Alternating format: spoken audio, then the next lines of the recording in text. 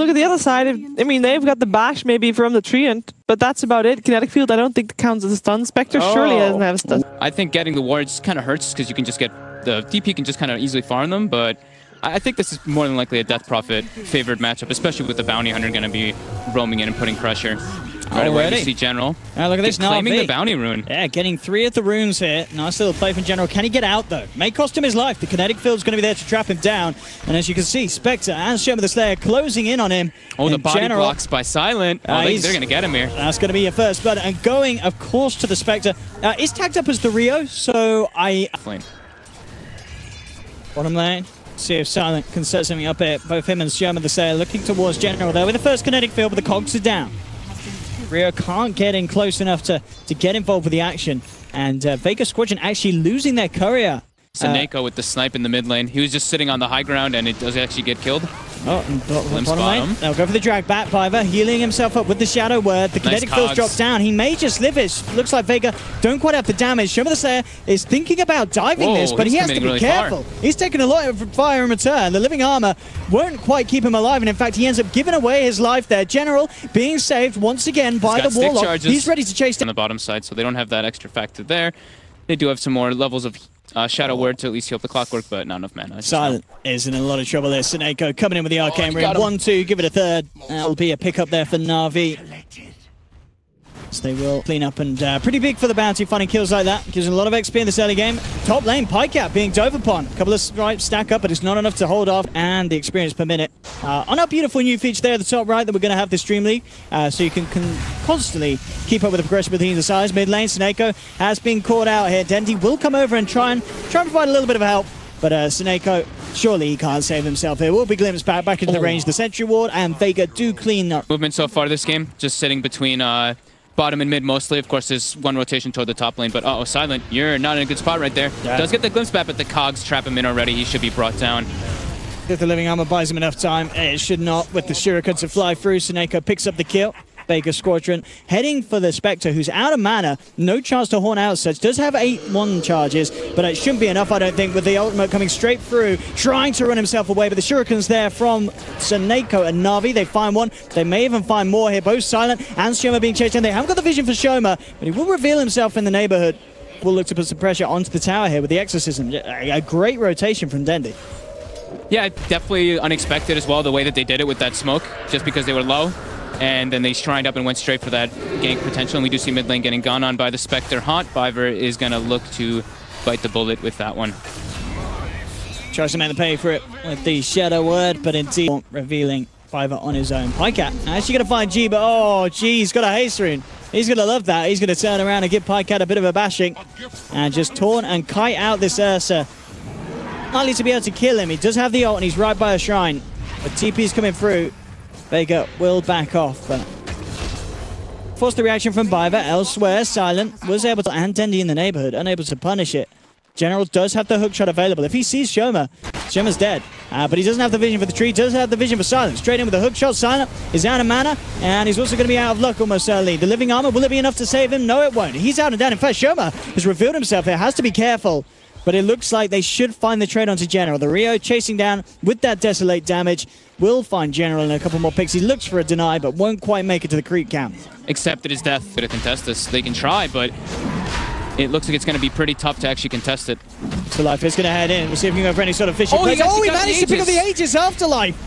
Snatches the Aegis straight out of the claws of Navi. And he's trying to walk it off here. He's still got the borrowed time. They'll drop the golem onto the ulted Abaddon. And now Vega, they're on the retreat. General, hookshots forward, finds Shova the Slayer. The Battery Assault, meaning there's no chance to cast the Overgrowth. And Navi, they are looking for more. The chase down onto G. They'll get the Earthshock to slow him down. Shields there from Afterlife isn't enough to save G, and Navi get the Roshan. They'll get 2 seconds. Seneko's going for it. Or the snipe.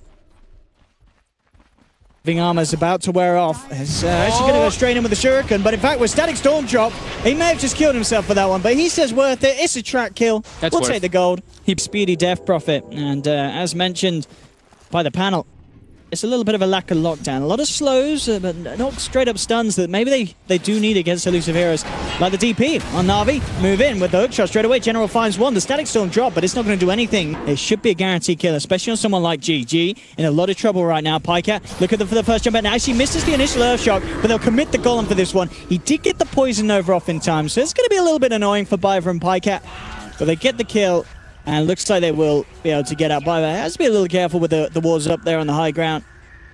Pastron has been spotted out bottom though, so Navi can certainly look to go for something else, especially knowing that the Venom's off the map. And Poison Notes to be the first, do the first move.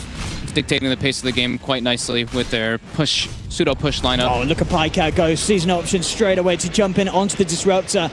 Them up at this stage of the game. You know, 17 minutes into half the items that he has, he's going to be feeling very, very happy with himself. Bottom lane, bit of a play going on to Snake. They'll try with the track back, but actually not timing it to track him in the kinetic field. And now with the commitment from the rest of Navi, G's in trouble. He's surrounded by all of Navi. They'll beat down upon him.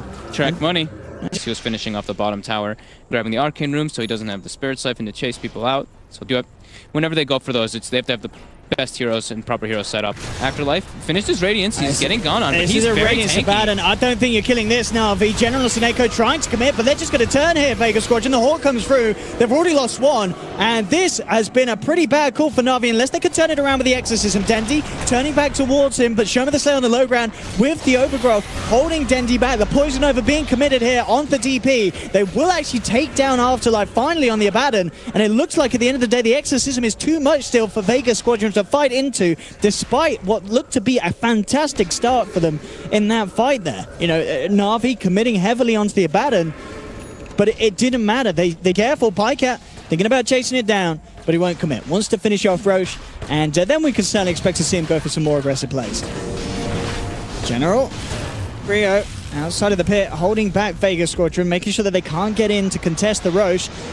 He's there with the setup. Silent Afterlife trying to wrap in from the sideline. In fact, Vega, they are stopping Navi from getting away from this one, making it very hard for Pycat to commit on the burst. Yeah, finds the Disruptor on the sidelines, and now no Static Storm, no Kinetic Field, no Disruptor. General with the wraparound, trapping Vega Squadron in. Afterlife looking to turn, does have the borrowed time available again. General playing around on the back lines, actually takes down the Rio on the Spectre. Spectre's out and down. Does pay with his life, General, but absolutely worth it from there to kill the position 1 of Vega Squadron, allow Navi to get back in the pit, and this time... G in mid lane, he's tracked up. Looks like they want to do an aggressive play on him. He is very alone. They could commit the chaotic offering for this if they see necessary. He'll force himself back, jump forward from Pycat with the Earthshot. There's the Golems to follow up. And Navi again, pick up 2. No chance for any sort of response to come out from Vega Squadron. Now clean up towards... from G. Navi ready to move down the mid. This has been pretty phenomenal. 12,500 on both of them. A 10k gold lead at the moment for Navi as a whole. Mid lane, the Rio being spotted out straight in, but the Manta Star's there. He backs off. Navi now looking to reposition themselves. Exorcism still unavailable for a good amount of time. They'll go in here with a 2-man Poison Over. Sineko will be the first to fall. Dendy uses himself up, but he cannot save it from the onslaught that Vega bring. Quite funny Biver though. Will get himself out with a clutch Shadow Word TP away. Vega Squadron, they get to the ultimates this time, coming together perfect.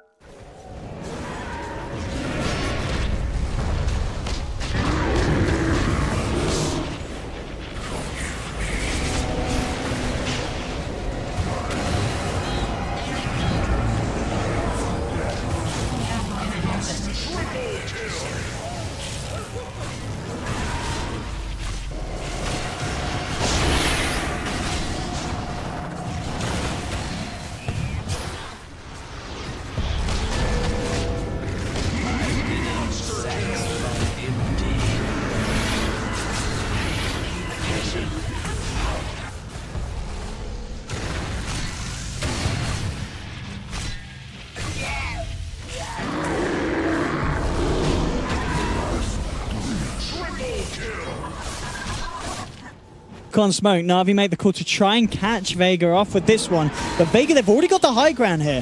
They head up to the better position. There'll be a bit of a go onto the Rio, but he's already out of there.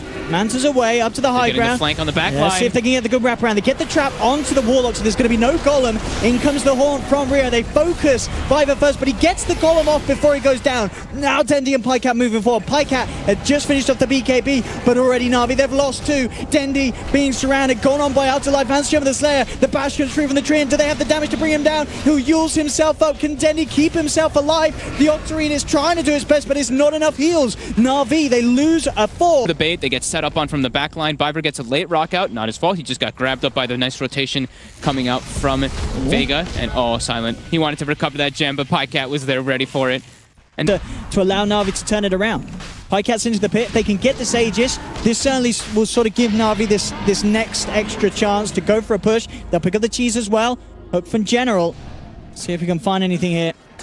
So Shoma the Slayer's already on his way out. General will come hunting for him. They know he's around in the neighborhood, and they've got the dust onto Viva. So Shoma will be surrounded. He'll pop the overgrowth, try and kite Navi up, but being chased into the corner. He'll almost certainly go down. Pycat goes in to finish off. Denti will get the kill secure. And like you said, they've got the Aegis. This is the time. They've got to go. They have to just keep. Oh no! Wait, the gem's still there. No, we just saw on the ops. The gem is still there. Okay, so they bought their own. Yeah, I didn't think that they actually took it. So they didn't realize the gem was dropped. That's weird when they were all like fighting him as well. Not really expecting something like that. Now here's the go for Navi. Exorcism committed for this one. Afterlife already back up to the high ground. Denti trying to get in range to get some damage done to this tower, but he's being held back by the Venomancer. Snako trapped up here in the field. Pycat commits though with the BKB in the enrage. Takes down the Disruptor. Only dead though for 20 seconds with that respawn talent. He's going to be back for this defense. And now the Exorcism is getting close to the end of its duration. Dendi backs up. The tier 3, again, it was damaged, but it wasn't taken down. So Shoma the Slayer is going to be there with the heal. The tower's going to be fine. And now the killing begins for Vega Squadron. They find Snako. And in fact, oh, he's tracked himself. The use of the Lotus Orb there, causing the bounty to spell his own death. They've trapped up Pycat here on the Ursa, as now it's Vega just moving on for kill after kill. You have the vision here for Pycat. Speed, he's out of there with the dagger. Very hard for Navi to chase. General maybe thinking about going for a hook shot. He's looking for the opening, and he will actually get the connection onto G. Looking to push him back with the close. No, he goes forward. He's managed to catch two, but in fact, oh, they just turn him, and the BKB and the Blade Mail is not going to save General. General ripped to pieces. The Poison Nova coming out in time. Pycat will finish off the Venom with the Earth Shock, so it's a 1-for-1 at the moment. 80 seconds without G. Afterlife being chased down, but the Static Storm's there, holding to Navi back. Pycat moves on forward with the BKB, gets the bash onto Afterlife, but the borrowed time is still there for the Abaddon. Afterlife on the retreat. Denny has the Exorcism out and ready to go. They need to do... Those things just start adding up a little bit throughout the game. But yeah, Afterlife is going to be getting pretty monstrous. He's getting close to that Octarine too. And oh man, Viper just gets killed so quickly. This Spectre just rips them apart. Can Dendi even get away from this? He's slowed down by the Diffusal. The Solar Crest is not going to be enough to chase it to him. They throw down the cheese, but they cannot keep this Death Prophet alive. Being able to have the multiple daggers, you're always able to be phasing, getting the back lines. It's just a much better selection that they can go for.